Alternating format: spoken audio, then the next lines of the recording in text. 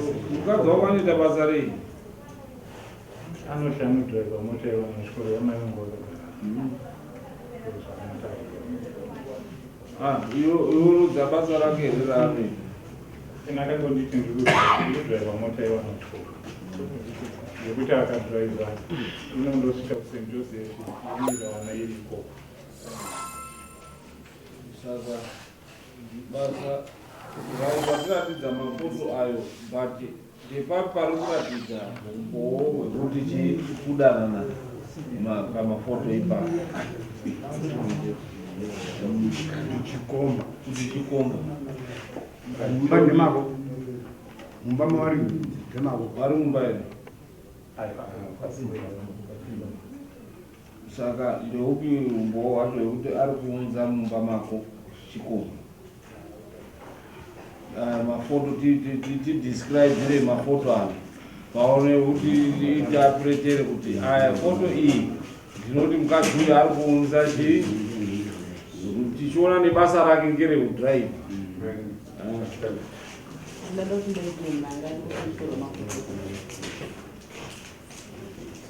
We're not making any more. Where's what it took?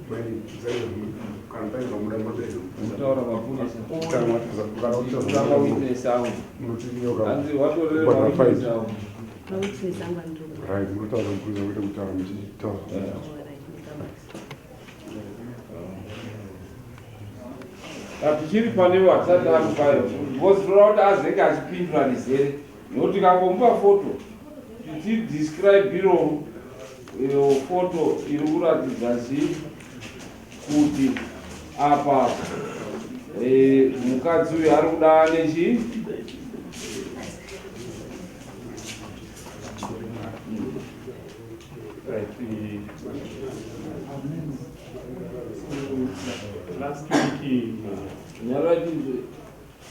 last month you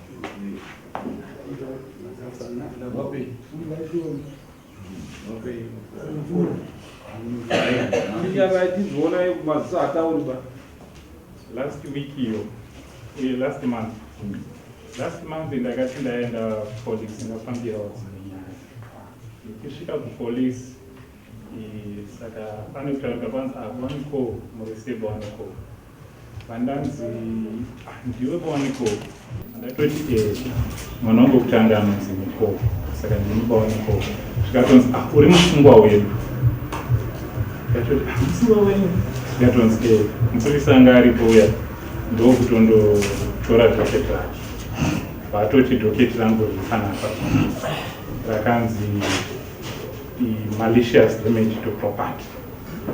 Wakatsanangudza mapurisa wachiti wakabaya mota yechikomba chemukadzi wako kumagamba kuirosi.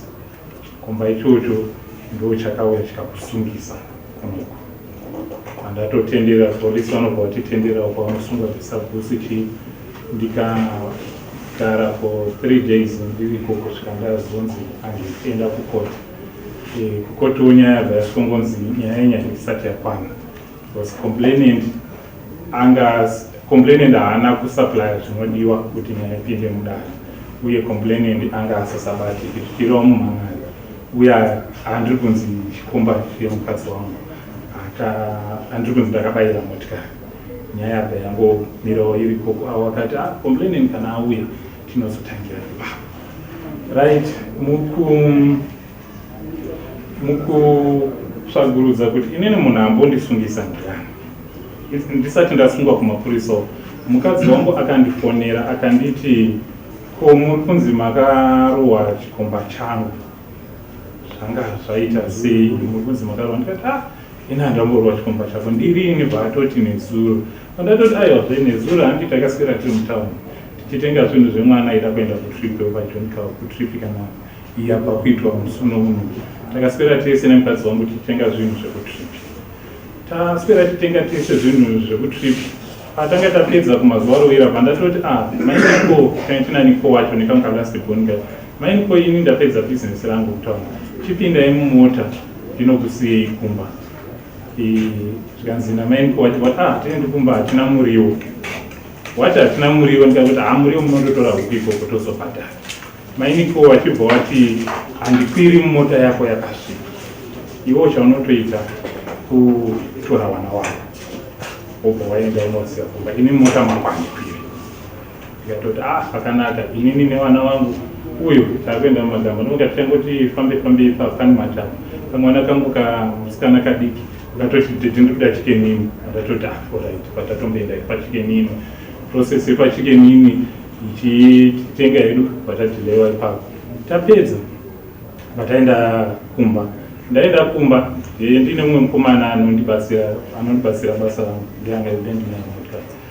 Patasvika kumagamba pandasiya wana wangu, pandakudzora ndangosvika ifamba pasina munhu, wana vanenge vangopamakiya vanomwe vakamboti tingosvika vakadzivisa mabhiga avo akandatenga zveutano patatodzoka. Ndichingotibvei pamba pandasangana nemukadzi wangu uyu neshamwari dzake. Pandatoti Yesu wana ndavasiya kumba, imwe ndakuenda. Ndatoenda mukomana wandaendi naye. Shamwari dzake dzechikadzi dzechirume? Shamwari dzake dzechikadzi. Shamwari dzake pembaine shamwari yake anoita shamwari dzechirume. Paine shamwari yake imwe yacho ndiJudi nemwana wasisi wacho avo wakagara papa. Right. Ini pandatoenda pandasvika pandasvika ndaingoti ndingosvika pamashops pandatosiya mukomana wandaendi naye. Pandatokoti kumba hakuna munhu, ngirandzokera hangu kuna main pondo. Kuna ndikatosvika ndatoti ndichisvika pamashops ndatodzoka kumba. Ndatosvika vati mama waripi? Kune mwana wangu musikana. Zvikanzi mama handisi kuziva kwaari. Saka mai avo vakagara kwekutanga muvakidzani wedu ndinotomuti tete. Pandatoenda kumba kwavo pandatoti hanzvadzi murora ari kuneri. Zvikanzi auya kumba manje. Pandatofonera kuti amainiko muripi? Zvikanzi ndiri kumba kweshamwari yangu. Mai vakagara nechipandariwa neutepindi. Ndikatoti alright, ndiri kumba mainiko wakabvatsoka. Ndatatogara edumba. Hanzvadzi yangu pakuchitongotaura nyaya hanzvadzi unobva waenda uchibva wadii kusvika takatandara kusvika ndofunga kuma11 kusvika ndikatorara ipapo. Mangwana ndaifanira kutakura mwana wechikoro aiuya kujonika kuti abate bhazi ne5 makuseni ndikatakura mwana wechikoro ikatouya. Right, ndo ipapo pari kunzi ichi chiri kunzi Zvikomba ndo pachakabayirwa matai. Ndofunga mambonzi anga akagara achitaura nezvematai. Aiwa, iwewo apa wakutaura defensive yako. Isusu tinuti titaurire mafoto ayo. Ndopandakusvika. Ndapedza ipapo ndiri kumapurisa ndakati ndokumbirawo kuwana information yemunhu ari kunzi Zvikomba chemukadzi wangu chandakabayira matai. Mapurisa vanokupa zvaunenge uchida pakesi yako. Vawandiudza kuti munhu wakunzi akakubayira matai, waunonzi wakabayira matai anonzi Godfrey Zvikomba. Ndo manyoresero akaita. Akati ndinogara kwaMatambo uko ndinoshanda kuLobels. Wataura mukusvagiridza kuti Godfrey Zvikomba wacho anomboita nezvei, anodii, ndo andakazoona kuti Godfrey Chikomo ndiye akatorwa mafoto nemukadzi wangu. Mafoto iro mukadzi wangu ane mawhatsapp ake mairi, ane one namba yake yebhati yaanoti ndo inozikanwa nevanhu vese, yekuti kana ari anoisa mastatus ekuti munhu wese azive anongoisawo ipapo. Then ane imwe WhatsApp yake yenet 1 ndo yatingati inini maonero angu ndakaona kuti WhatsApp yenet 1 iyi ndo yekuti kana tiri kushungurudzika mudzimba iyi inenge ichitaura kunaka kwezvinhu. Ndo pakaiswa status iro, rakaiswa status iro rakanyorwa kunzi a day well spent, thank you. Iro picture iro. Inini uyo Godfrey Chikomo inini handitomuzivi, handitorina kana ukama hwake, handitozivi.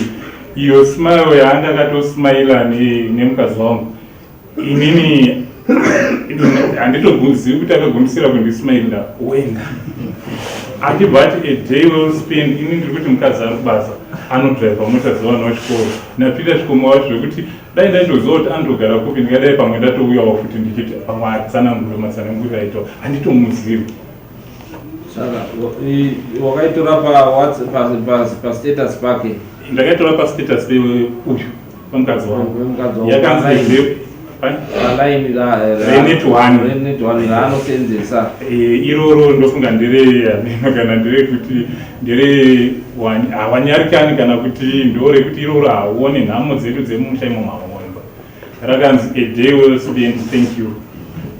Oni yemukadzi wangu hanzi iyo waiona unayo makaita a day well spent neumwe murume uyu anzi Godfrey Chikomo anonzi Wilfred Madana wekudewedzi mwana wasisi wamai wangu.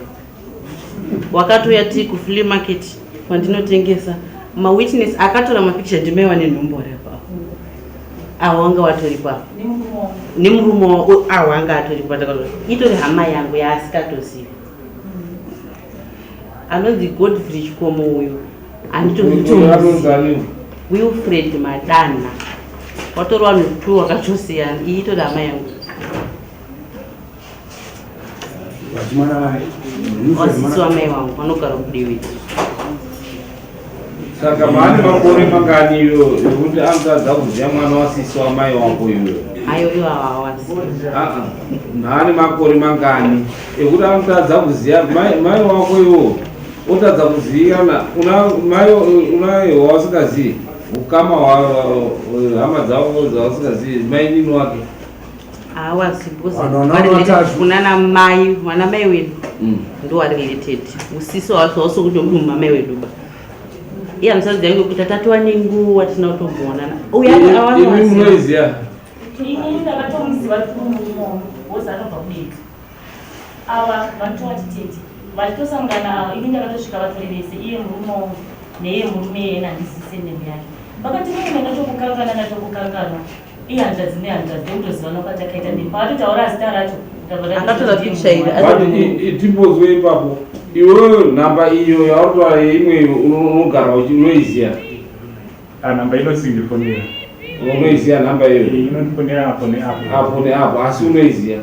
So there is no need kuti aingaisa picture yechikomba pafoni yaanoziva kuti unoziva asi dai wanga wasingaizivi taisuspecta izvozvo nekuti taiona kuti angaise picture yake yemunhu aasingadi iwewo wasingazivi. Handifungi kuti angapuse pakuzvitengesa chikomba chake kune foni yaunoziva. Handifungi kuti nekungwara kwaakaita uyo handifungi kuti angapuse pakundodaro. aziwa sei kuti avakachekera matai echikomo ari papi tinoti zvijeke potogona kunzi vakadzi vari kuhura kune varuti vakadzi vashoma aziva sei kuti akacheka matai uyu ndiye ari papiki ichivati zvematai izvi vari kuzviziva kana kuti havasi kuzviziva. Ayo iyo haisi redu yekoti inoyi iyo iri kukoti irichi kwainondobvunza mibvunzo iyo yakukoti iyo munomu hamungadi matsanangura imimi kuti aiwa uyu ihama yake, then toona kuti ichokwadi nekuti haangaisi picture yaanoziva kuti uyu anodi anondoiona izvozvo haangapusi kudai. Saka ndine chikumbiro kudai kuti baba wangu murume ari kundifungira une zvese zvakawanda zvaari kutaura. Ndoda kuti ndimuudze pamberi pedare kuti handina chikomba chandinacho babaniki, and I will never do that. Watunzo murume wangu ndogara ndichikutaurira mukadzi anokudawo chaari kutondiuraya nacho itori nzara ibonde ndoyandinayo. Ndakatoriurura paina mtete avo kuti murume ari ndinokwidza kumba kwavo zuva nezonje, asi ngiye ari kundiuraya nenzara. Ndinoite basa ravo. Right, mari dzedare hamuna kusiya mari dzedare. Munounza rini? I think hapana yewa. Munounza rini mari yedare? Aiwa, tinoda kuti tiziye. Mabhara nditora nhamba dzavo kuti vazoite follow up dzari dzisiri kuona. Ndichi yabviswa.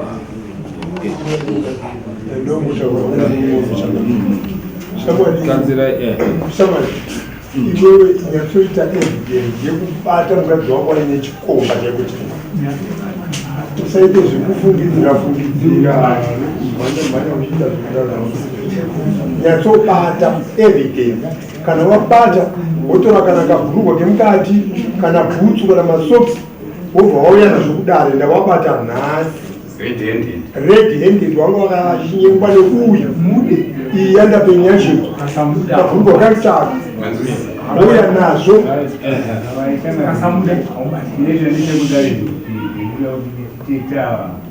kana vaine hama yavo kumekazi achiona kaikudziita senyaya kana kudai nekuti dzinoparadza musha.